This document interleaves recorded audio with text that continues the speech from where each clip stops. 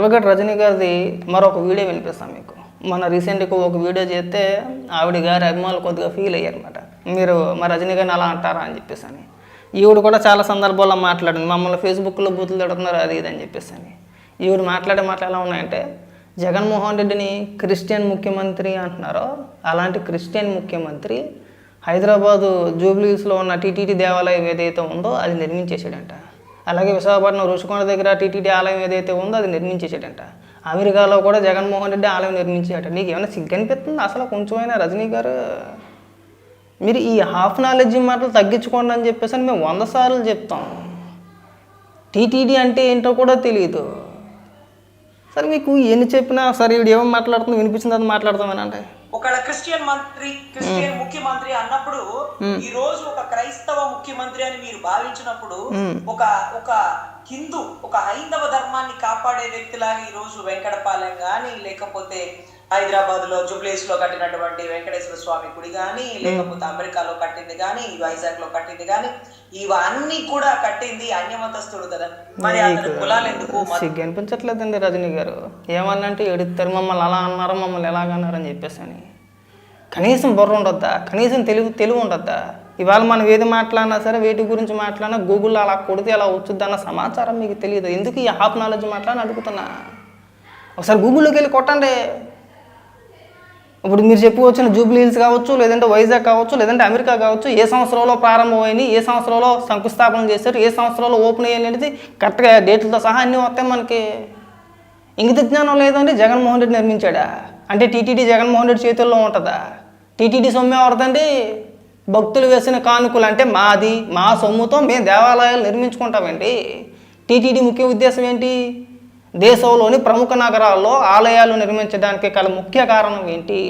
భక్తులకి వెంకటేశ్వర స్వామి దర్శనం వాళ్ళ నగరాల్లోనే వాళ్ళ ప్రాంతాల్లోనే కల్పించాలన్నది టీటీడీ బోర్డు యొక్క నిర్ణయం కదా. ఇప్పుడు తీసుకున్న నిర్ణయం కాదు అది. దాదాపు 15-16 ఏళ్ల కిందట తీసుకున్న నిర్ణయం అది. ఆ నిర్ణయం మేరకు రాష్ట్రంలోని ప్రముఖ నగరాల్లో టీటీడీ ఆలయాలు నిర్మిస్తున్నారు. ఇప్పటి నుంచి కాదుగా. జగన్మోహన్ రెడ్డి కట్టేసేటండి క్రీస్తుడు చెప్పుల దేపాలో కొట్టేస్తారని అంటే ఏడుతో మళ్ళీని. కనీసం ఇంగిత జ్ఞానం లేదా? ఇప్పుడు నువ్వు చెప్పుకొచ్చిన అమెరికా, జూబ్లీ హిల్స్, రుషికొండ వీటికి సంబంధించి పోనీ నేను చెప్పింది అబద్ధం అనుకోండి, పోనీ నా మాట మీరు నమ్మాల్సిన అవసరం లేదు. మనకి అందరి దగ్గర కూడా ఫోన్లు ఉన్నాయి, టెక్నాలజీ మారింది. చాట్‌జీపీటీని కానీ, గూగుల్ జెమినీని కానీ ఎందులో అయినా సరే ఈవిడ మాట్లాడిన మాటలు ఉన్నాయి కదా, తీసుకెళ్ళి జూబ్లీ హిల్స్లో ఉన్న టీటీడీ దేవాలయం, అలాగే విశాఖపట్నం రుషికొండలో ఉన్న టీటీడీ ఆలయం, అలాగే అమెరికాలో కట్టిన టీటీడీ ఆలయం ఏ సంవత్సరంలో ప్రారంభమైనవి, ఏ సంవత్సరంలో ప్రారంభమైనవి ఇంతే అడగండి. ఏమొద్దు, మీరు పెద్దగా కష్టపడాల్సిన అవసరం లేదు. 2 నిమిషాల్లో తెలిపోద్ది. ఈవెన్ హాఫ్ నాలెడ్జ్ అని ఎందుకు అన్నాను ఒకసారి చూపిస్తామనంటే డేట్లతో సహా చెప్తాను నేను. వినేవాడుంటే ఎన్నాను చెప్పుద్ది అక్క, మామూలు భోజనం కాదు. ఇంక రుద్దుడే రుద్దుడే మా మీద రుద్దేయండి. ఇంకా ఇదిగో అక్క, నువ్వు చెప్పుకొచ్చిన సోది ఏదైతే చెప్పుకొచ్చావో ఇప్పటి వరకు జగన్మోహన్ రెడ్డికి భజన ఏదైతే చేసుకొచ్చావో సేమ్ మీరు గూగుల్లో అడిగినా కానీ వచ్చింది. ఇది హైదరాబాదులో ఉన్న గుడి ఏదైతే ఉందో ఆగస్టు 2016 శంకుస్థాపన చేసి మార్చి 2019 మార్చి 13వ తారీఖున ప్రారంభించారు. మార్చి 13 అంటే జనరల్గా ఫిబ్రవరి 10వ తారీఖున ప్రారంభమైంది. అఫీషియల్గా మార్చి 13, 2019 సంవత్సరంలో ప్రారంభమైంది గుడి.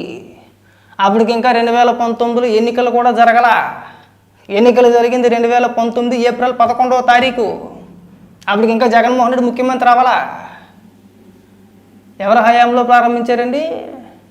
నేనేం చంద్రబాబు నాయుడు గారు ప్రారంభించారనో లేదంటే చంద్రబాబు నాయుడు గారు హయాంలో చేశారని చెప్పి నేను చెప్పను. ఎందుకంటే టీటీడీ అనేది టీటీడీ పాలక మండలి ఏదైతే ఉందో అక్కడ ఎవరి ఆదేశాలు అవసరం లేదు. భక్తుల కానుకలతో నడిచే ఒక బోర్డు అది. మా సొమ్ముతో మేము నిర్మించుకున్న దేవాలయాలు అవన్నీ కూడా. ఇక నువ్వు వచ్చి పిచ్చ మాటలు మాట్లాడితే మిమ్మల్ని ఏమనాలండి అసలు? అలాగే రుషికొండ గురించి మాట్లాడావు కదమ్మా, 2018లో ప్రారంభించారు. అప్పుడు ముఖ్యమంత్రి ఎవరు? ఒక నీ లాజిక్ ప్రకారం నేను చెప్పాలనుకుంటే చంద్రబాబు నాయుడు గారు. ఎప్పుడు ప్రారంభించారు? వాస్తవానికి 2021లో ప్రారంభించాలి. కోవిడ్ కారణంగా కొన్ని అనివార్య కారణాల వల్ల ప్రారంభించలేదు. 2022లో ప్రారంభించారు. ఇంకా అమెరికా అంటున్నావు కదా నువ్వు, అది ఇప్పుడు 2014లో స్టార్ట్ చేశారమ్మా, ఇప్పుడు కాదు. ఎందుకు ఈ హాఫ్ నాలెడ్జ్ మాటలని అడుగుతున్నా.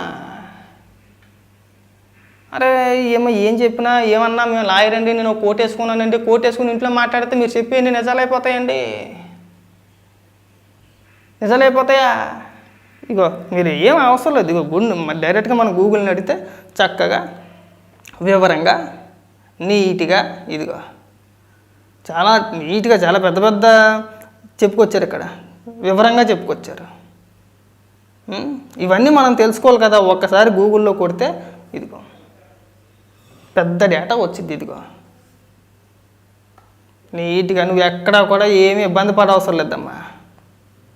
మీరు ఒకసారి కొట్టుకొని చూసుకొని ఇంకే ఈసారి నుంచి ఎప్పుడైనా మాట్లాడేటప్పుడు మీకు క్లారిటీ వచ్చింది కదా. ఎన్ని కోట్లు ఖర్చు పెట్టారు, ఏ సంవత్సరంలో ప్రారంభించారు, ఎప్పుడు శంకుస్థాపన చేశారు, ఎప్పుడు ఓపెన్ అయినాయి. ఇప్పుడు నువ్వు చెప్పుకొస్తున్న జూబ్లీ హిల్స్ ఆలయం ఏదైతే ఉందో నేను చెప్పుకొచ్చాను కదా, 2019 మార్చి 13వ తారీఖున ప్రారంభించారు.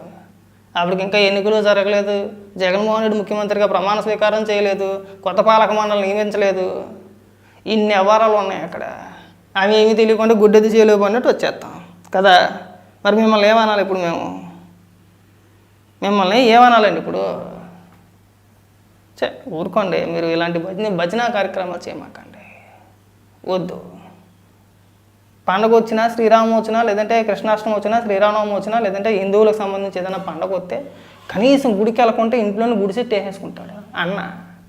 అలాంటిది మీరు ఇక్కడికి వచ్చి లేదండి మా అన్న నిర్మించేసాడండి. మా టీటీడీ ఏం చేస్తుంది? టీటీడీ స్వయం ప్రతిపత్తి కలిగిన ఒక సంస్థ కదా, అవునా? భక్తుల సొమ్ము కదా, మా డబ్బు కదా. మా డబ్బుతో మేము ఆలయాలో నిర్మించుకుంటామో ఇంకోటి నిర్మించుకుంటామో అది మా ఇష్టం కదా. అన్ని మొత్తస్తుడు జగన్మోహన్ రెడ్డి నిర్మించేసాడు. ఎందుకంటే ఈ దరిద్రం మా మీద రుద్దేస్తారు. అమ్మా మీ తెలివితేటలు ఏదైనా ఉంటే మీ దగ్గర ఉంచుకోండి, కానీ ఆ అరాకొరా తెలివితేటలు తీసుకొచ్చి మా మీద రుద్దేసే ప్రయత్నాలు చేయమాకండి. మీకు పుణ్యం ఉంటుంది కొద్దిగా. మీరు చాలా డెప్త్గా వెళ్ళిపోయి నేను ఏదో విశ్లేషణ చేస్తాను అనుకుంటున్నారు, కానీ గూగుల్లో అలా కొడితే ఇలా దొరికేస్తున్నారు. మీ మీద ఉన్న గౌరవం పోతుంది. కింద కామెంట్లో ఈ హాఫ్ నాలెడ్జ్తో ఈవిడ అడ్వకేట్ ఎలా అయ్యారా బాబు, ఒకవేళ ఈవిడి దగ్గరికి వెళ్ళి వాళ్ళ కేసులు వాదించమని ఎవరైనా వాళ్ళ పరిస్థితి ఏంటో అని చెప్పేసి జాలి పడుతున్నారు. మీరేదో పెద్ద నాయకురాల్లా ఫీల్ అయిపోమాకండి అమ్మా, పెద్ద విశ్లేషకురాల్లా ఫీల్ అయిపోమాకండి. మీ దగ్గర ఏమీ లేదు, డొల్ల అంతా ఏదో అప్పట్లో ఏదో హైప్ కోసం ఏదో రుద్దారేమో కానీ మీ దగ్గర అంత ఇదేమీ లేదు. మనకు తెలియని అంశాల గురించి మాట్లాడకపోవడం బెటరు, టచ్ చేయకూడదు. అన్నిటిలోనే నేను ఉన్నానని చెప్పేసి అని మాట్లాడకూడదమ్మా. కొన్ని అంశాలు మాట్లాడవచ్చు, మన ఎంత మేరకు మన పరిజ్ఞానం ఉందో అంత మేరకే మనం మాట్లాడాలి. అన్నిటికీ నేనే తెలుసు, అన్నీ నాకే తెలుసు అంటే ఎట్టా చూసుకోవాలి. అరే నేను దేవాలయాల గురించి మాట్లాడుతున్నాను, ఇప్పుడు ఇవన్నీ జగన్మోహన్ రెడ్డి కట్టించేయడని చెప్పి బంద్ చేయాలి. ఒకసారి గూగుల్లో కొట్టి చూద్దాం డేటా ఉందో లేదో అని చూసుకోవాలి కదా.